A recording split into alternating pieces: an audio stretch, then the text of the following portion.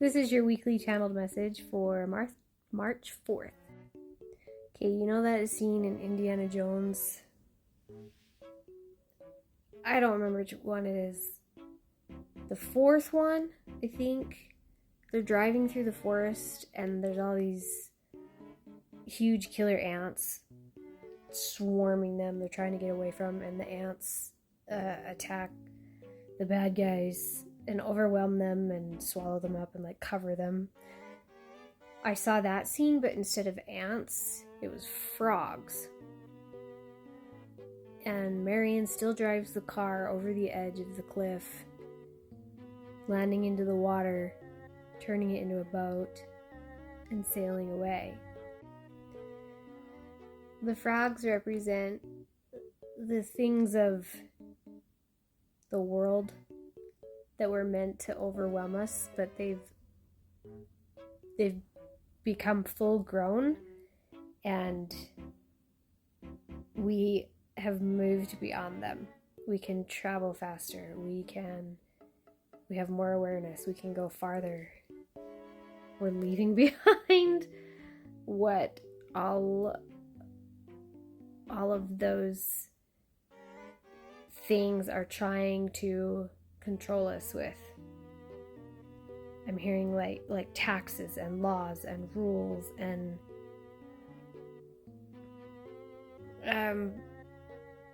filling out forms and paying fees, like all of these structures meant to keep us in our place. We're moving beyond that, like far beyond that. And even though it feels like we're literally leaping without a net, it all works out because the driver knows what's going on and knows that the landing will be just fine.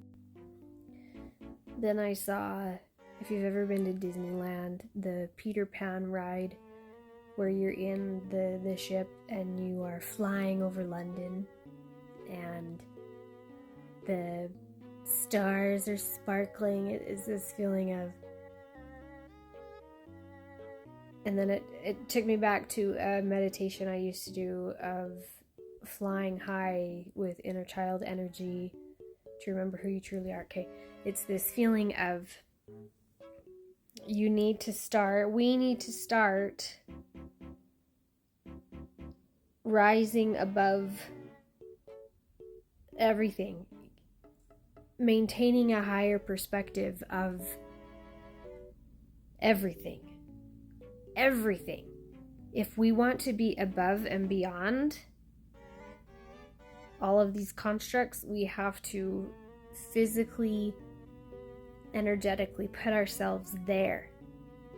And it needs to become a regular practice. Now I'm seeing lots of rings and hoops, like the rings of the Olympic rings, and rings that clowns juggle, and onion rings, and like wedding rings, just all different kinds, but they're all separated and they're all laid out across the land so they're not touching, and they each become like a portable hole from those old cartoons, if you know what I mean. If not, it doesn't matter.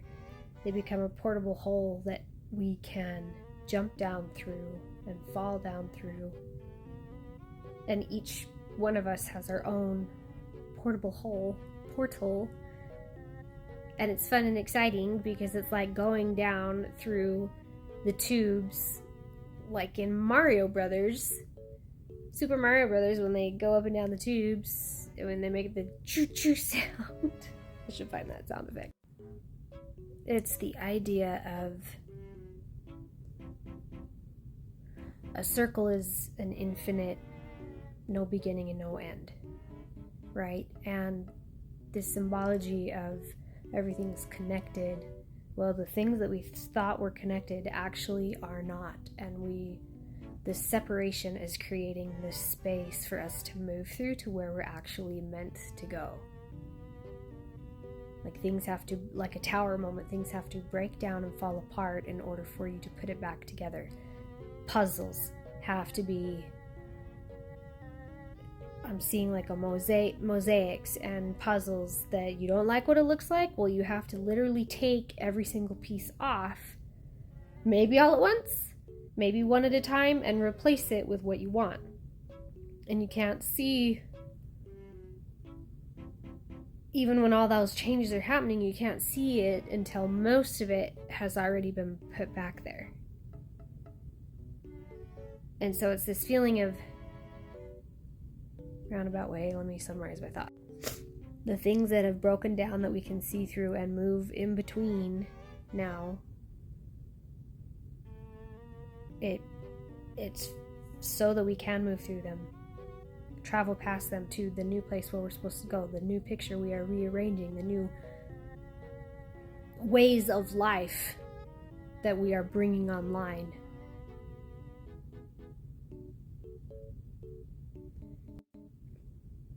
Then I saw that old story cartoon. It's an old Mickey Mouse story where he plays this little woodcutter that goes into a village, and the village is being terrorized by this giant, and all the villagers they try to recruit anybody to help get rid of the giant, because the giant is ruining their fields and messing up their lives. And Mickey strolls into town, and he's a woodcutter. Anyway, he basically tricks the giant. Not tricks, but he's smart. He uses his brain to trick the giant into thinking that he's not strong or incapable, and he ends up, the giant ends up leaving, just because Mickey used a little ingenuity. He didn't use any force. He didn't use any physical prowess or strength. He just used his mind. And it's this feeling of, don't let someone's overbearing nature or strength or words or the backing they have, don't let it think that you can't go up against them, or you can't defend yourself, or you can't take of you and yours, because you have knowledge that they don't have. You have the smarts, you have the intuitive guidance. Just use your intuitive thinking rather than against any boisterous attitudes that come at you.